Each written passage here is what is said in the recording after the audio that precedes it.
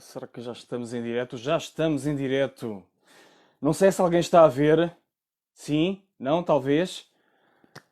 Quando chegarem, se chegarem, boa noite a todos. Hoje vamos falar, e a todas, vamos falar sobre a nova economia do propósito. E o que é que a nova economia do propósito, o que é que este termo pretende dizer? Este termo pretende transmitir a ideia de que, neste preciso momento, na minha perspectiva, e não é a única perspectiva que vê as coisas desta forma, estamos a inaugurar uma nova etapa da vida coletiva em que vamos passar a viver de uma forma muito mais significativa na relação que estabelecemos com os recursos da Mãe Gaia, da Mãe Terra, para que essa vivência renovada se traduza em mais bem-estar, mais abundância, mais justiça e tudo aquilo que permite que faça verdadeiramente sentido falarmos em desenvolvimento sustentável. Boa noite, Adélia, bem-vinda mais uma vez. Tudo aquilo que faça sentido falar em bem-estar na dimensão económica tenha de facto tonalidades e conotações além dos números, além das medidas financeiras, além de um paradigma a que podemos chamar materialista, que é o paradigma que basicamente assume que o ser humano fundamentalmente depende do seu bem-estar material para prosperar, na sua essência, e o resto, tudo isso se pode reduzir ou de alguma forma denominar em termos materiais. E o que eu acredito, e outras pessoas que estudam estas novas perspectivas e a evolução da sociedade neste momento, o que queremos é que, de facto, estamos num ponto de viragem claro de um paradigma que já estava e tem estado progressivamente a assumir o seu lugar e que vai passar a ter claramente uma expressão completamente distinta face a outras expressões que são as que estão, as que são predominantes neste momento.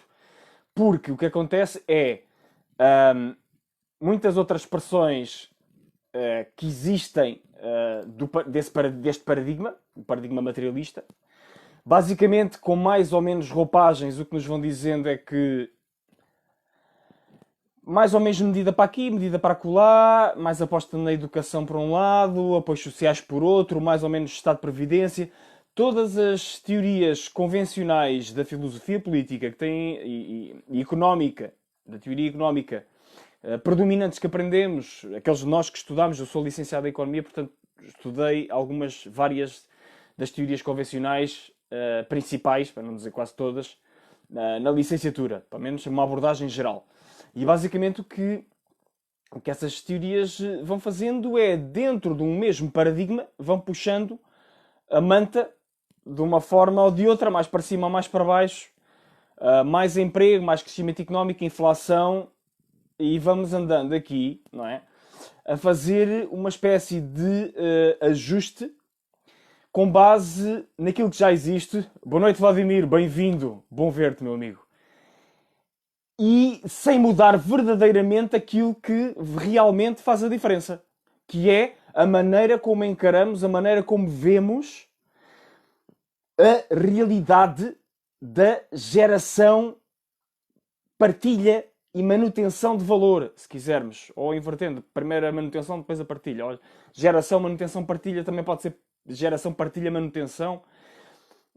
Está em ligação. A questão é esta, meus caros amigos e amigas. Sem uma nova perspectiva que nos demonstre com clareza, boa noite Julieta, bem-vinda, como é que podemos de facto ter uma economia, uma sociedade, mas vamos falar principalmente sobre economia aqui, que consiga pôr a riqueza em sintonia com os ciclos naturais do planeta e com aquilo que já existe, sem haver uma dilapidação e uma predação dos recursos, e aplicar as tecnologias que já estão ao nosso dispor de obtenção de fontes sustentáveis e renováveis dessa energia que estejam ao serviço de todos nós, sem isto, tudo o resto não tem como se aguentar. E penso que será isso que está aqui à evidência. E quando estamos a falar em economia, a nova economia do propósito, o que é que eu quero dizer com a nova economia do propósito?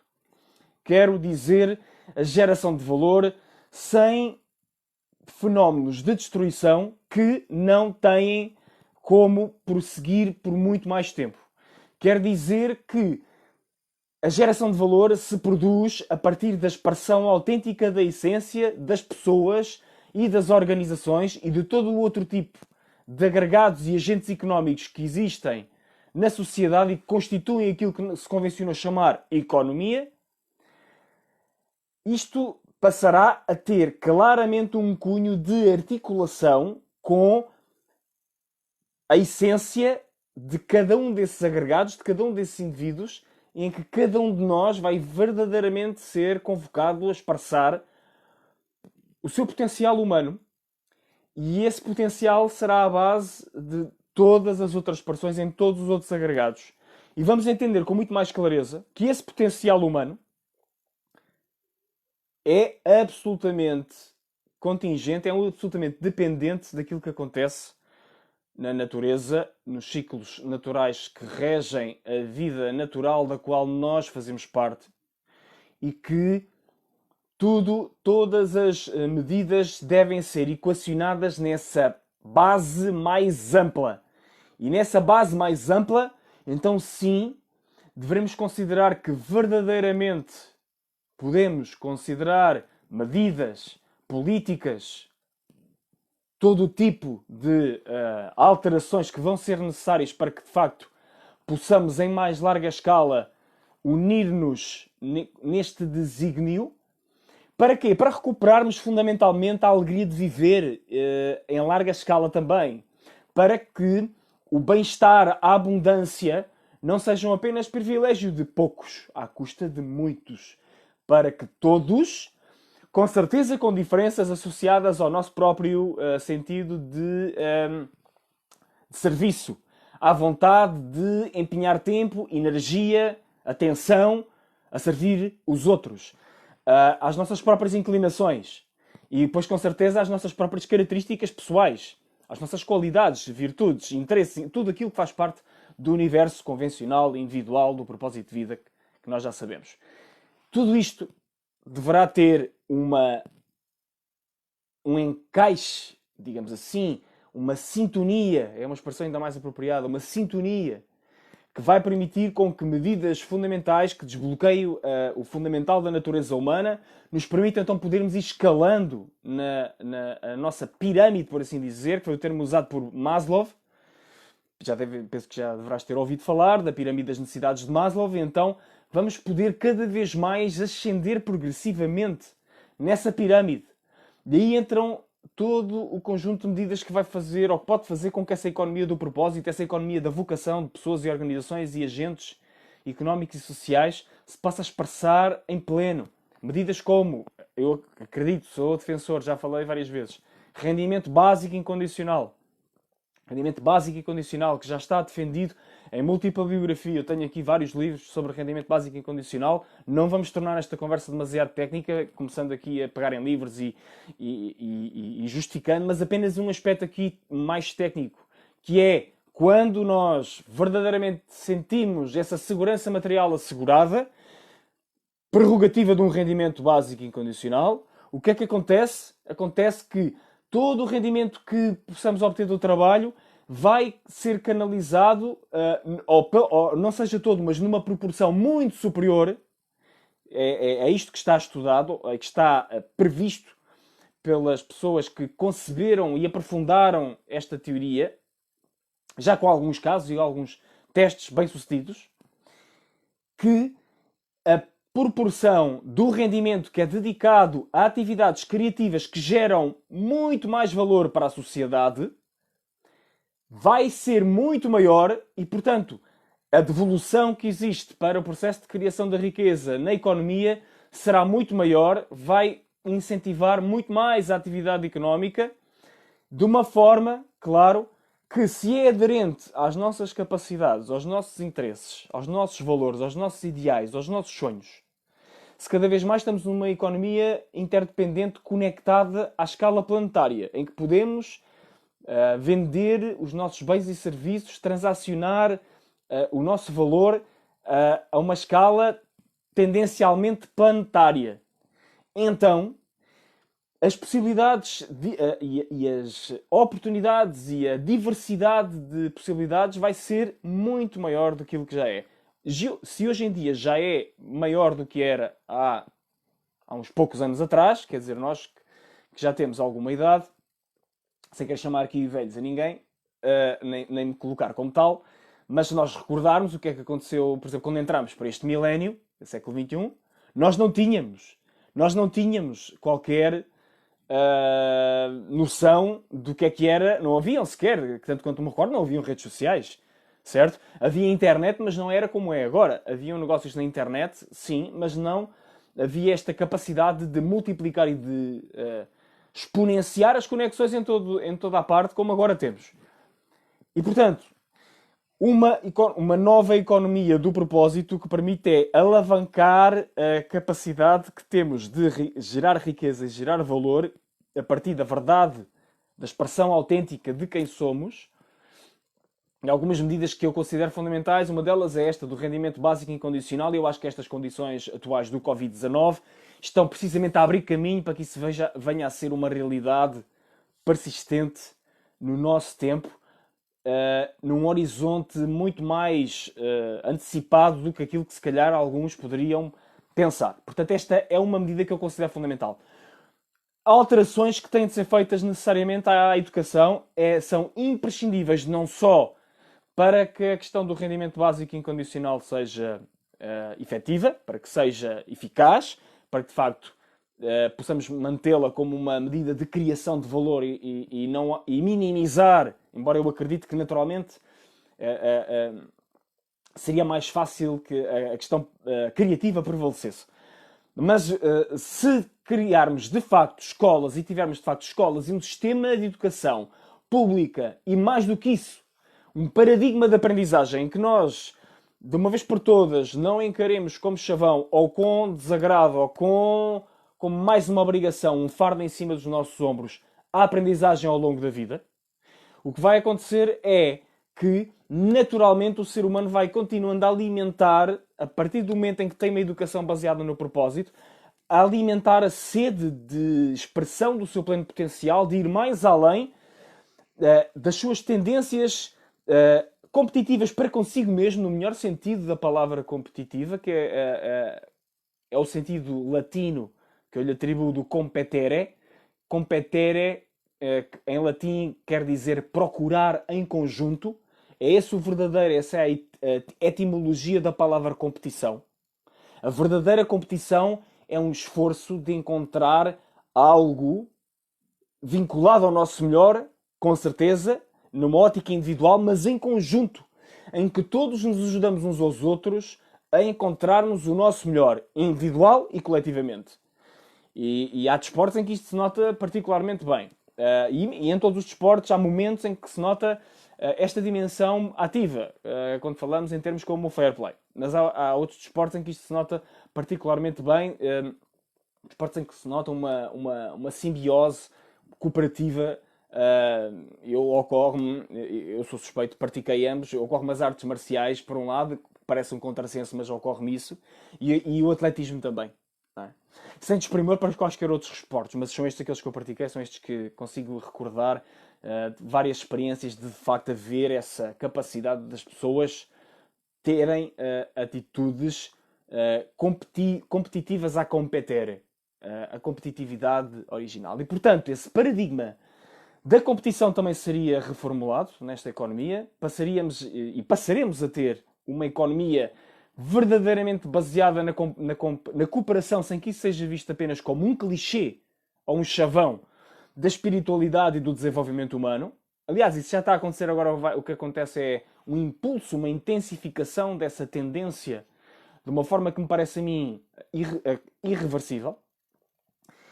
Mas claro, tem que ter o contributo de todos nós, temos de saber exercer pressão de maneiras que façam sentido. Boa noite, Adriana, bem-vinda. E que essas formas de pressão sejam formas de pressão consciente, que sejam formas de pressão ajustadas aos momentos em que vivemos. Por exemplo, na minha perspectiva, não é o momento de colocar determinado tipo de pressões neste momento na praça pública sobre os decisores políticos em função do nível de pressão que já estão a lidar com uma circunstância de emergência e de crise como é esta, à escala global. E confrontarem-se muitos deles com dimensões de medo nas suas comunidades, nas equipas que lideram e inclusive é neles mesmos que nunca provavelmente se depararam na vida até agora, independentemente de gostarmos mais ou menos de eles cometerem ou não cometerem erros porque cometem, e vemos muitas das vezes os nossos líderes continuam a usar regras que já não funcionam e que não são humanas, na minha perspectiva, e insistem e persistem e continuam a insistir em jogar o jogo com as regras antigas, em jogar o jogo de alguns termos menos bonitos que se falam, mas que na realidade acabam por ser verdade, jogar o jogo da economia do casino, jogar o jogo da economia da exploração predatória, o jogo da mecanização desumana das atividades das pessoas, de forçar horas extraordinárias, de forçar todo tipo de assédios laborais, etc, etc, etc. Todas as coisas menos funcionais que agora podíamos ir por aqui fora e não fazíamos outra coisa durante esta transmissão. Se tiverem alguma questão, algum ângulo que gostavam de ver tratados, mais uma vez, minhas amigas, meus amigos, eu gostava imenso de poder responder às vossas questões, ou, no caso de não saber responder, de ficar com essas ideias para poder refletir e quem sabe, responder mais tarde. Não posso não saber. Continuando. A questão da educação é fundamental para nós revermos todo um conjunto de ideias feitas, de espartilhos, de prisões, onde estamos encaixados ainda, relativamente sobre o nosso potencial, o que é que podemos ou não podemos fazer, como é que a sociedade opera, como é que os seres humanos, como é que é a natureza humana, como é que nós fazemos quando temos mais liberdade, ou mais responsabilidade, ou poder. Todo esse tipo de ideias necessitam de ser reformuladas, esse esforço de reformulação deve acompanhar a criação da base, porque assim é a única forma de verdadeiramente tornar o processo também mais eficiente, na minha interpretação. Portanto, eu acredito profundamente que a base da questão do rendimento básico incondicional, por si só, já é um incentivo natural à plena expressão da criatividade humana, mas acredito que o contraponto fundamental aqui, para que tudo isto possa correr da melhor forma, é a educação reformulada. Uma educação propositada, baseada na expressão autêntica das pessoas, das crianças, de todos nós, desde o momento em que começamos a ser sujeitos a um processo de socialização, que esse processo de socialização, sociabilização, não mate, não esgane, não aperte a nossa verdadeira natureza, antes pelo contrário, permita que ela se desenvolva, que ela cresça. Dentro de certos limites, obviamente, é importante que haja uma consideração de limites, uma consideração de preservação. Boa noite, Silvia, bem-vinda. De tudo aquilo que nos ajude a manter-nos são e salvo. Nós sabemos que há uma sabedoria natural intrínseca às crianças, mas também sabemos que há muitos riscos e há muitos perigos que, de outro modo, sem um acompanhamento, não faz sentido deixar as crianças, porque deixar livre para crescer não é abandonar, não é demissão de responsabilidades na educação.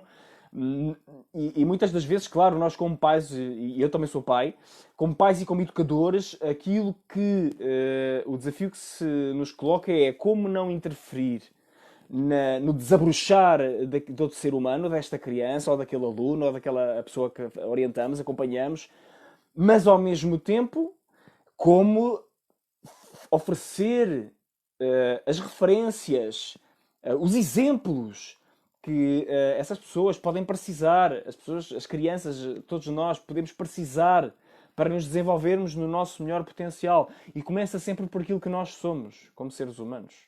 Pela forma como expressamos a nossa própria natureza, pela forma como aderimos a nossa conduta aos princípios e às leis universais, acredito eu, e da forma como conseguimos ver, aplicar. E muitas vezes isso acontece de forma natural e inconsciente. Claro que, na minha visão do mundo, quanto mais consciente for esse entendimento da forma como as coisas naturalmente se processam melhor, porque mais facilmente vamos ser capazes de fazer ajustes e de corrigir as rotas quando elas se desviam.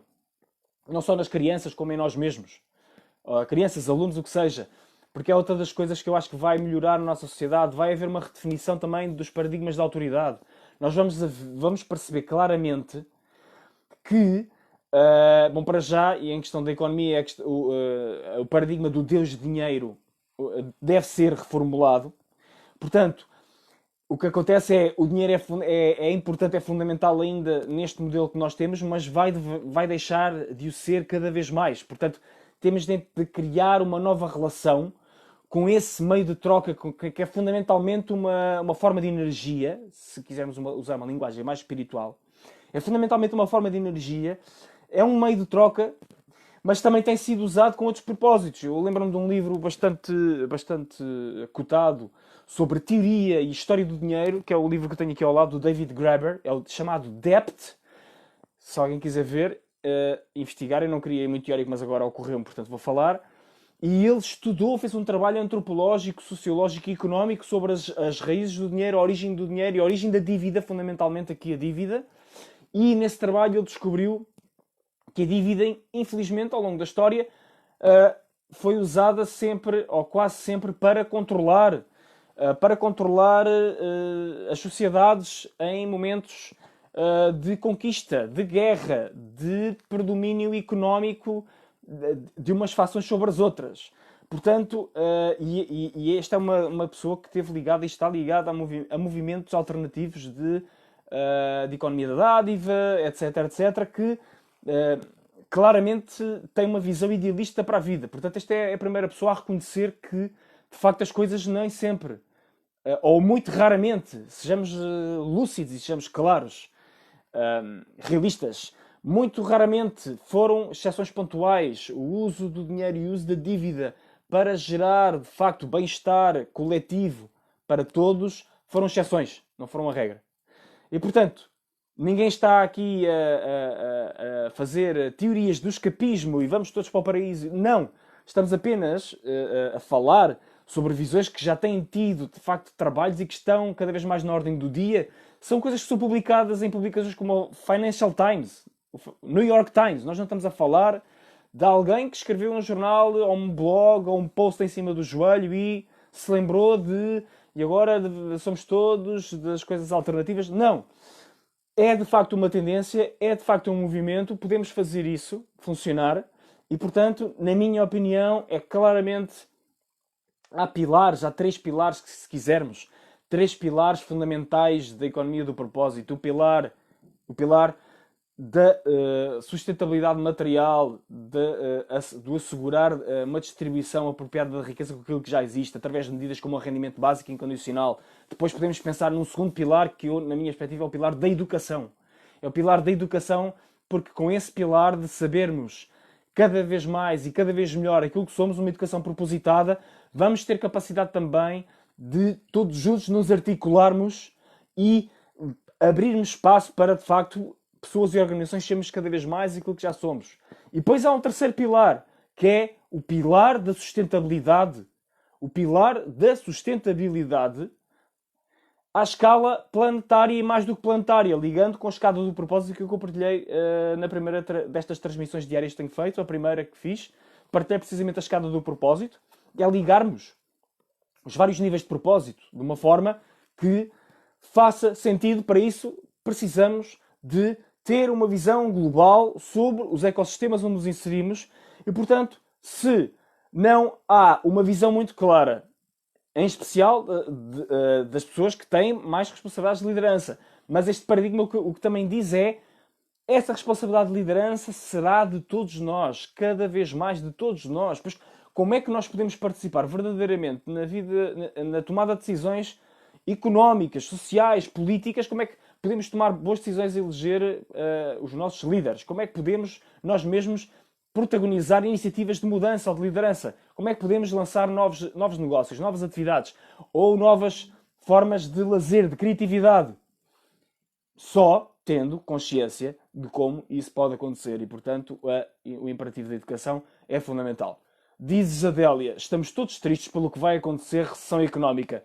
É inevitável que no curto prazo, neste movimento de ajuste, vai haver recessão económica e, sim, vai ser, já se prevê que seja, venha a ser das maiores que já alguma vez foi registada. Não vamos escamotear a realidade. As coisas são o que são.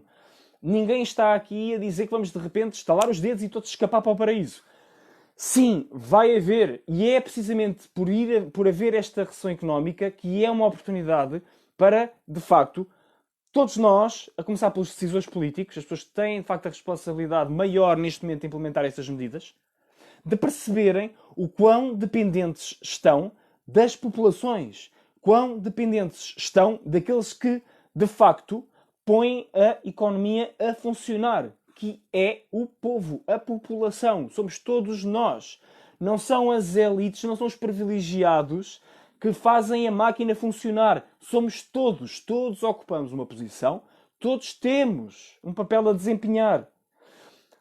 É tão importante o técnico que consegue fazer cálculos corretos e acertados para um orçamento de Estado poder ser viabilizado numa Assembleia da República e que consegue perfeitamente olhar para as tabelas orçamentais e nas rubricas de despesa e de receita perceber o que é que vai acontecer para que haja um orçamento que promova o crescimento, o emprego, mesmo que seja dentro deste modelo, o emprego e o bem-estar social, ao mesmo tempo que mantém os indicadores do paradigma atual dentro de limites, como são os da dívida e os do déficit, para falar nos principais, não é?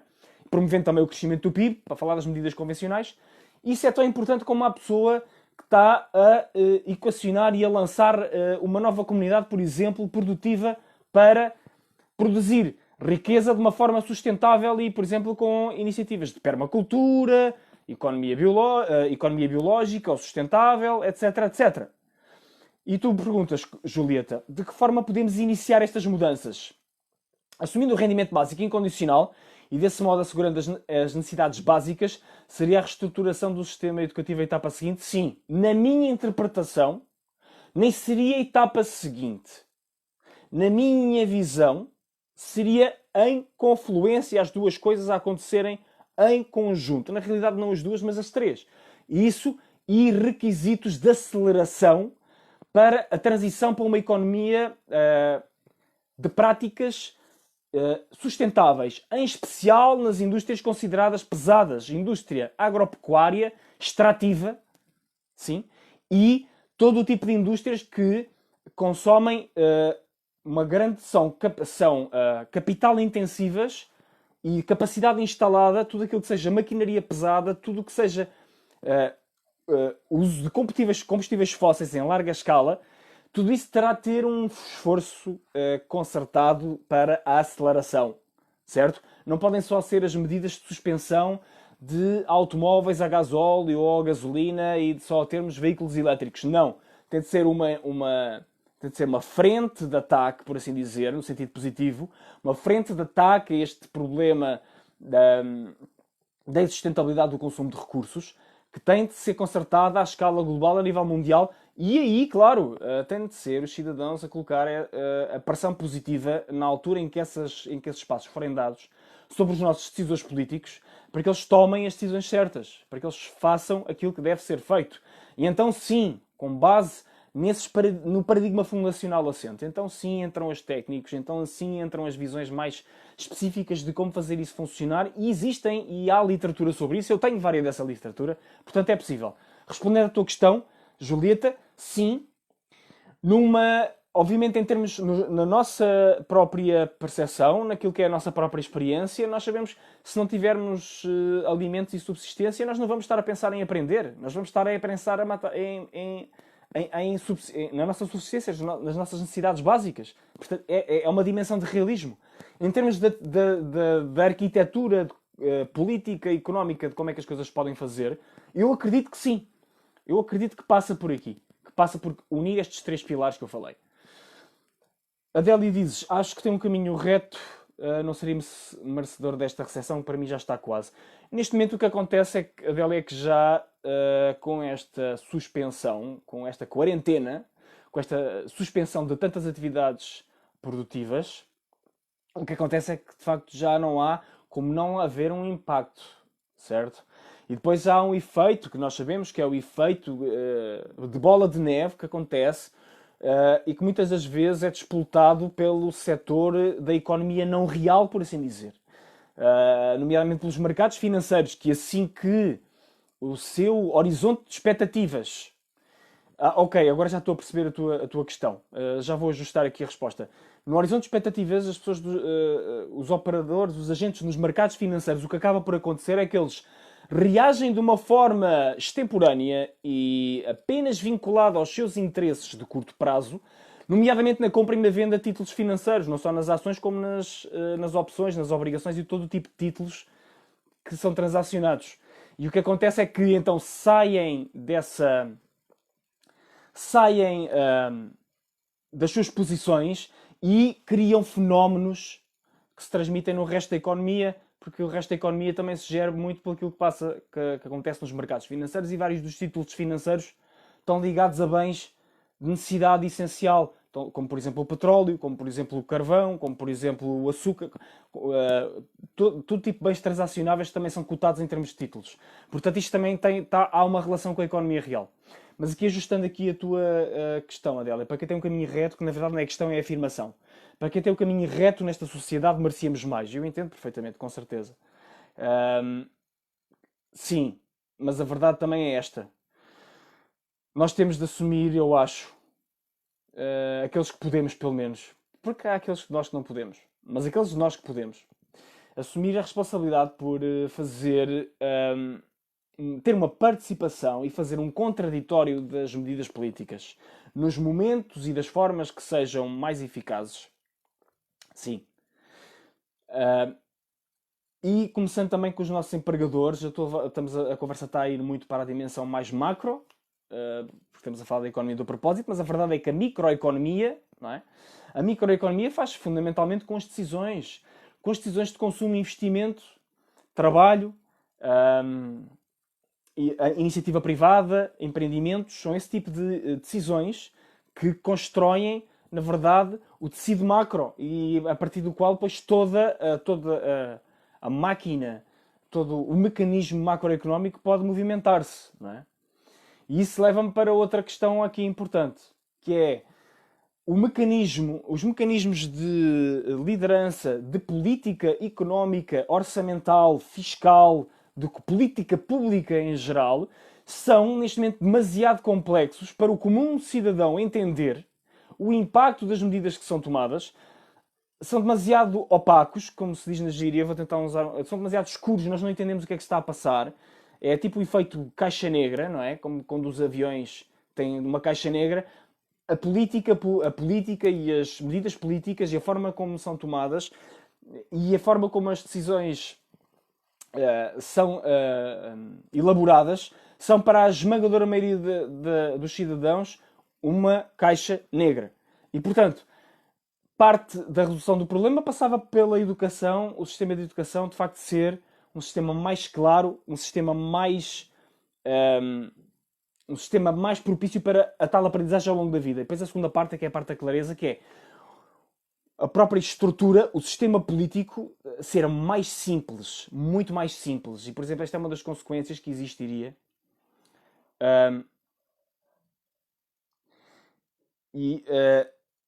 As consequências, agora disseste aqui uma coisa, já comenta, Adélia, que tem a ver com a questão de nós, no nosso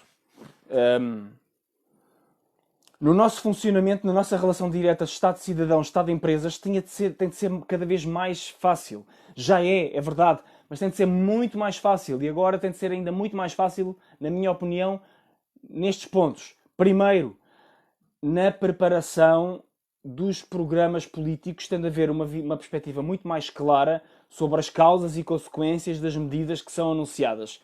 Eu já disse há alguns anos, volto a dizer, e não sei se era isso que te ias referir, e já agora vou ler a tua questão, Adélia.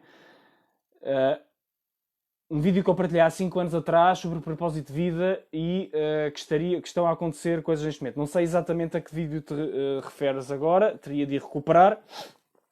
Agora, eu acredito fundamentalmente que o aumento da complexidade tem dois efeitos. Primeiro, o efeito de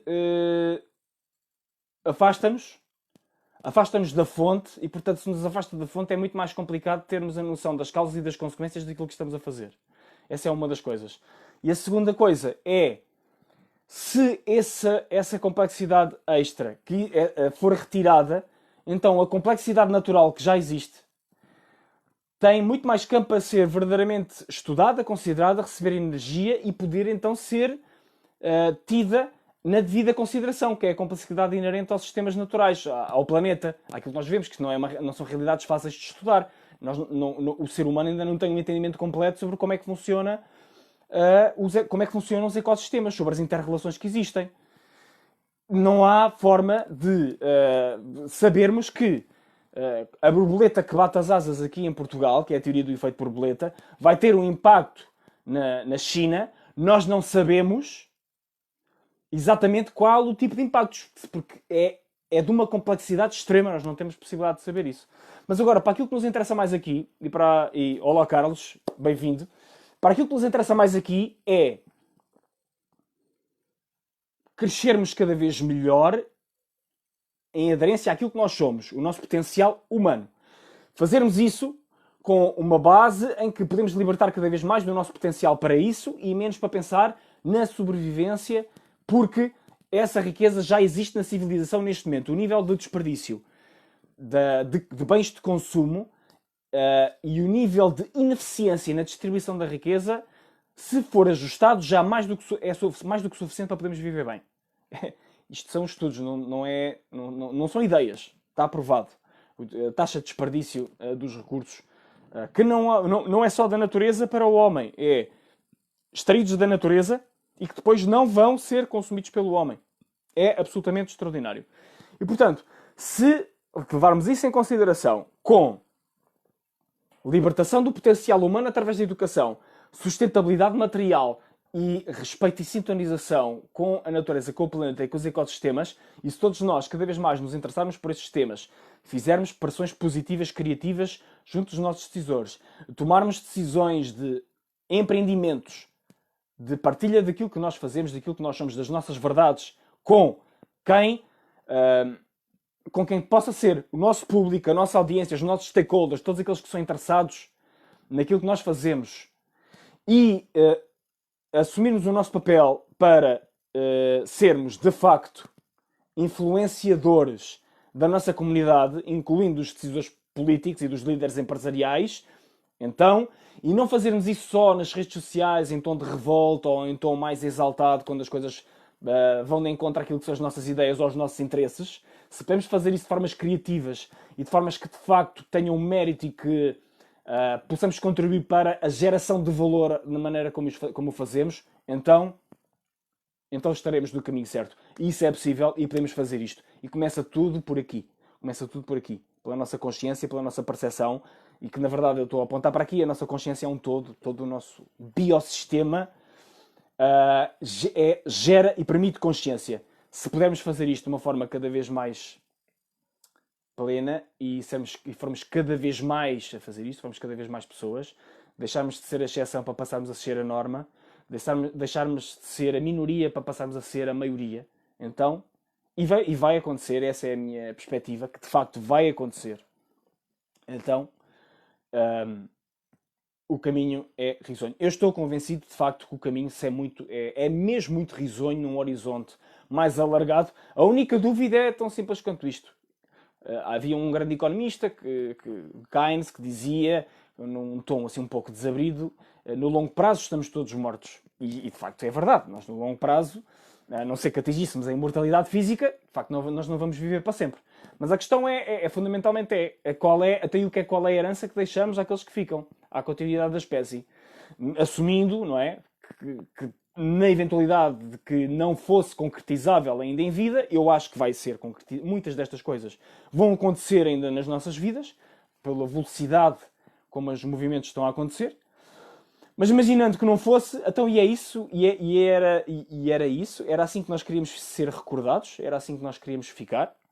Queríamos ficar na história como as gerações que dilapidaram por completo o planeta, assistiram à dilapidação do planeta conformaram-se com as circunstâncias tal como elas eram e não fizeram nada.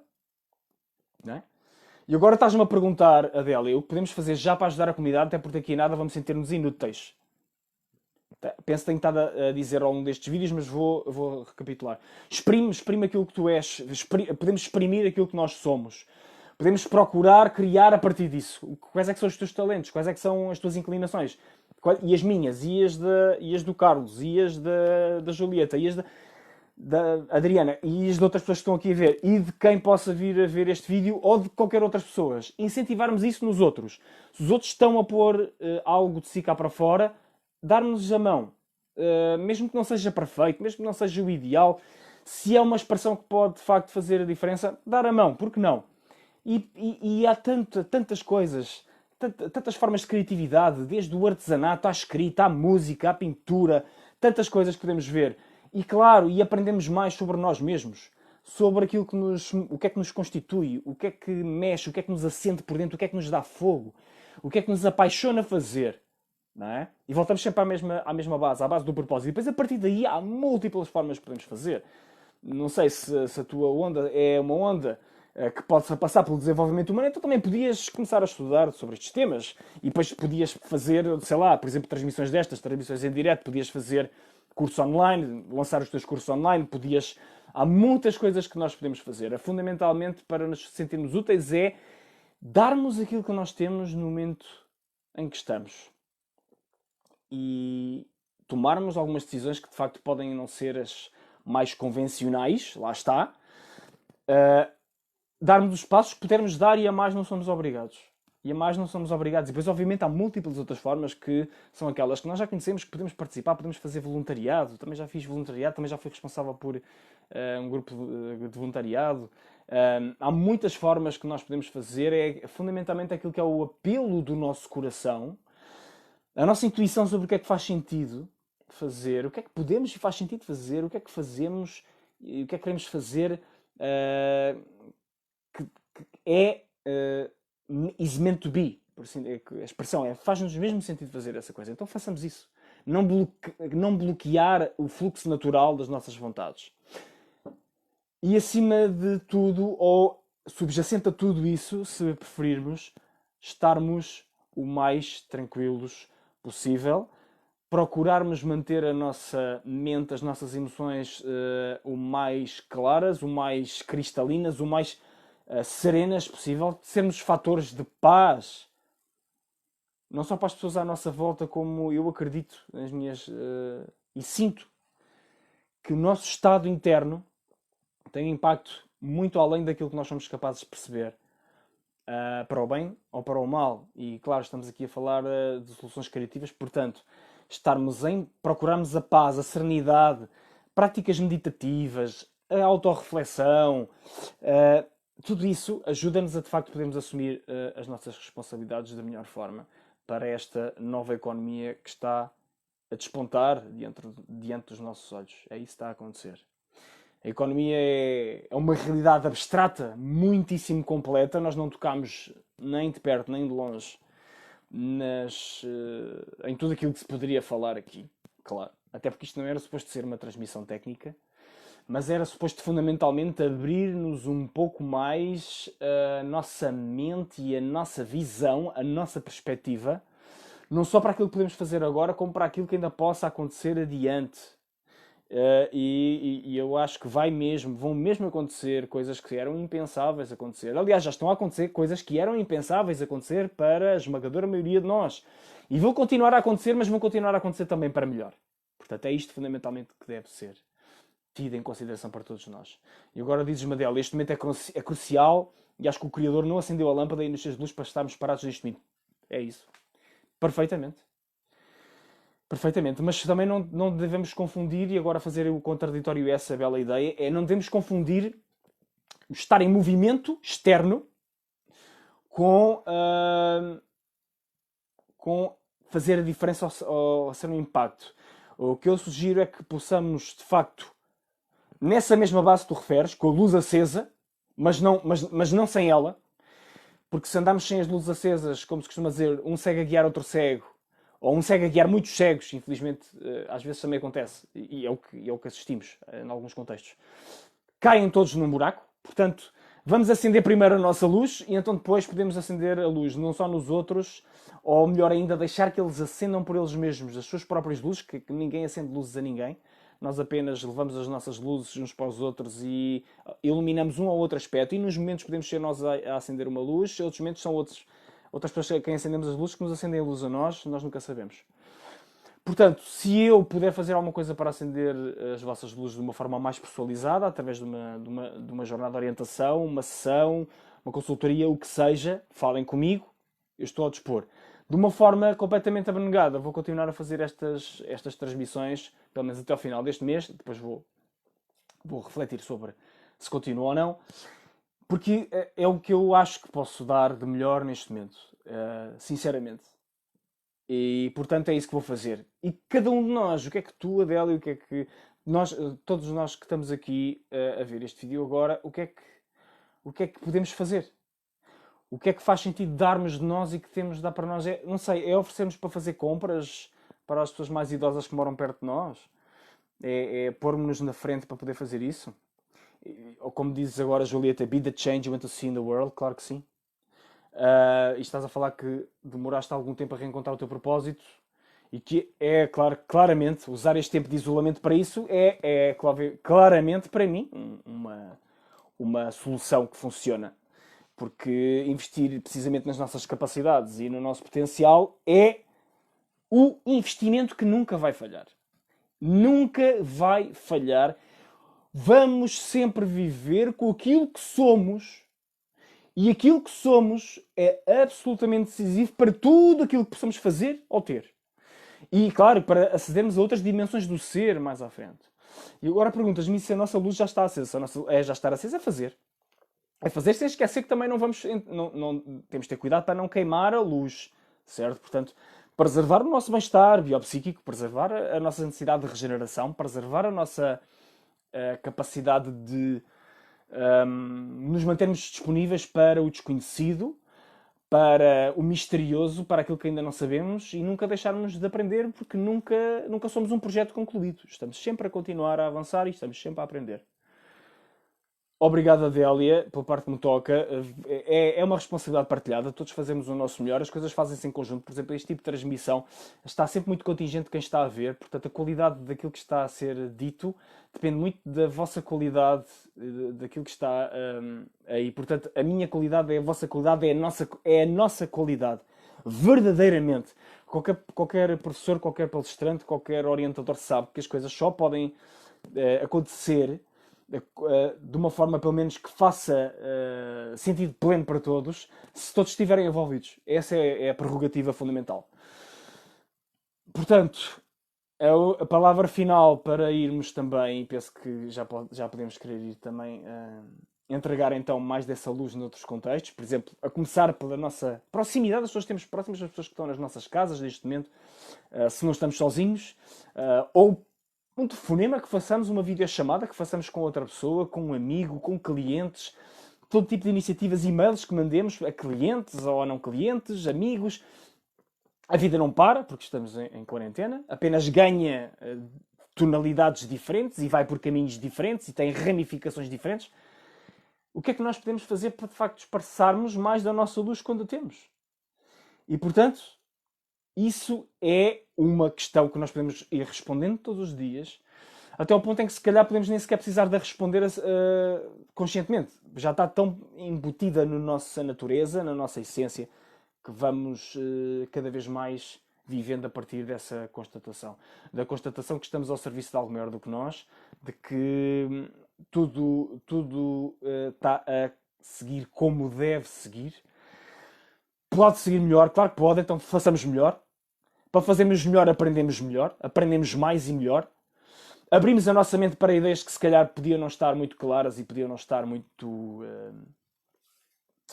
podiam não ser muito viáveis antes, mas que agora as circunstâncias de uma forma ou de outra nos desafiam a irmos mais além dentro daquilo que nós adquirimos ou temos como certo, não é? E portanto a questão é esta. o que é que podemos fazer para nas nossas comunidades, independentemente de qual comunidade seja, não importa, pode ser na tua aldeia, se vives numa aldeia, pode ser numa cidade, pode ser numa vila, pode ser no teu emprego, seja onde seja.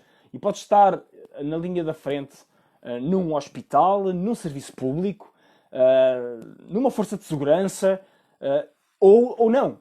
Estás na tua casa, estás neste momento na mesma a contribuir para a consciência coletiva. E estamos todos interligados, portanto, a consciência coletiva já não é só uma ideia intangível que ninguém sabe muito bem o que é, ou só alguns iluminados, entre aspas, é que sabiam o que era. Não, são ideias que agora estão acessíveis a todos nós. E nós vemos isso, basta ver as redes sociais, basta ver como é que é. A consciência coletiva desenha-se, esboça-se diante dos nossos olhos, precisamente, nestas novas estruturas e oportunidades que nós temos. E vivemos, é uma altura muito abençoada para se estar vivo, esta altura, porque nós estamos a assistir a uma transformação incrível, sem precedentes, na história da humanidade, e nós estamos vivos, estamos a fazer parte disso. E isto vai ficar marcado na história. E nós vamos poder, independentemente do nosso nome ter ou não notoriedade, a nossa consciência vai poder saber, aqueles que participam de facto pelo bem e que são inabaláveis nisso, a consciência vai poder estar tranquila e vai poder saber. Independentemente, podem haver verbalização nenhuma, mas nós vamos sentir. Não, eu fiz aquilo que podia. Podia ter feito melhor? Claro que podia. Podemos sempre fazer melhor e se calhar podia ter feito aquela situação que não fiz, e aquela, e aquela, e aquela. Porque na altura não vi como podia fazer, mas podia ter feito, etc. Mas no cômputo geral, vamos sentir, fizemos o que pudemos. Portanto, meus queridos, obrigado também pelas vossas palavras encorajadoras, eu que vos agradeço agora. Fiquem muito, muito bem, terminem bem o dia hoje. Amanhã vamos falar sobre aprendizagem. Estratégias de aprendizagem, formas de aprendizagem que podemos fazer cada vez mais e melhor no momento em que estamos a fazer. E que estamos a viver, que estamos a percorrer agora, neste preciso momento. Grande abraço, Marco. Beijinhos, Adélia, Adriana, Julieta, todos aqueles que participaram nesta emissão. Até amanhã.